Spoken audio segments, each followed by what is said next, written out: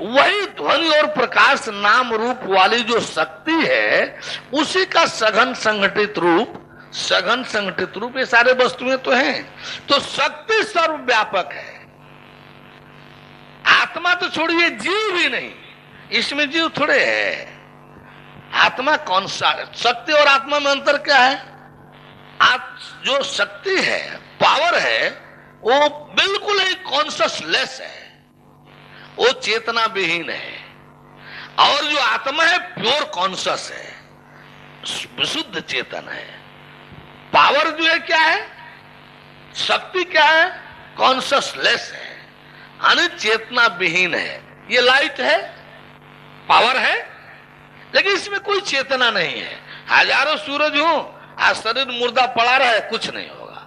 लेकिन वही आत्मा की ज्योत जरा से इसमें प्रवाहित हो जाए, तुरंत उठकर बैठ जाएंगे, क्योंकि वो प्योर चेतन नहीं, विशुद्धता, प्योर कॉन्शियस है, विशुद्ध चेतन है।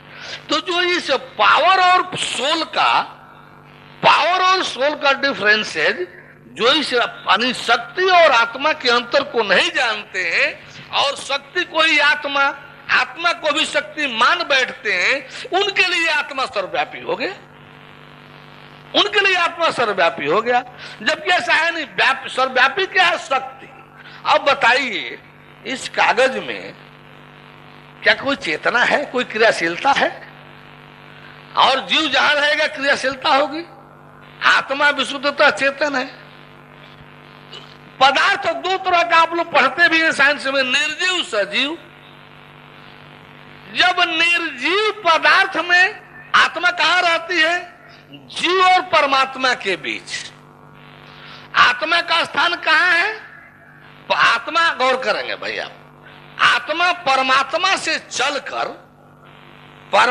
से चलकर जीव को जीवनी शक्ति प्रदान करते रहना आत्मा का एकमात्र कार्य है। ईश्वर का एकमात्र कार्य है परमेश्वर से प्रकट और पृथक होकर के परमेश्वर के आदेश निर्देश के अनुसार आकर के शरीरों में प्रवेश करना और जीव को जीवनी शक्ति देना। जिस जीवनी शक्ति के माध्यम से जीव शरीर को जीवित बनाए रखेगा। हर जीव की आयु तो 4 सेकंड की ही है। जीव की जो अपनी निज आयु है मात्र 4 सेकंड की है। यदि आत्मा, आप देख लीजिए, नाड़ी नपवा लीजिए, हर 4 सेकंड बाद श्वास आपको मिलता है। हर 4 सेकंड बाद श्वास आपको मिलता है। श्वास माने, श्वास तो एक जो ऑक्सीजन आप कहते हैं, तो श्वास से आप जीवित नहीं है, ऑक्सीजन आप नहीं है। ये ऑक्सीजन जो वायु है इसका नाम है प्राणवायु। ऑक्सीजन जो है प्राणवायु का काम करेगा और सोल जो सत्ता, ईश्वरीय सत्ता शक्ति है, वो ऑक्सीजन के माध्यम से आपके शरीर में प्रवेश करता है, शरीर में प्रवेश करता है और जाकर के जीव को जीवनी शक्ति देता है। और उस जीवनी शक्ति के माध्यम से जीव जो है इन इंद्रियों के माध्यम से सब कर्म क्रियाकलाप करता भोगता है। तो बताइए, जीव में क्रियाशीलता होता है, उसमें एक्शन होगा और जड़ में मूवमेंट होगा, उसमें मोशन होगा। जहां चेतन का संबंध होगा उसमें एक्शन होगा, आज जो चेतनाहीन होगा उसमें मोशन होगा, गति होगी, एक्शन क्रिया नहीं होगी। इसमें कोई विचार चिंतन नहीं बनेगा। आप फाड़ते रहे, चिढ़ते रहे, कुछ विचार चिंतन नहीं बनेगा। इसको दुख सुख की अनुभूति नहीं होगी। लेकिन जहां जीव रहेगा, जहां आत्मा रहेगी, जीव रहेगा, उसमें विचार चिंतन बनेगा, उसमें दुख सुख की अनुभूति होगी। तो इसलिए हर कण कण में तो जीव ही नहीं है, आत्मा कैसे होगी? हाँ, शक्ति जरूर है, शक्ति जरूर है। बोलिए जो बोलना हो। क्या शक्ति और ईश्वर में अंतर है? बहुत बड़ा। अब लीजिए ना, क्या बोल रहे थे अभी?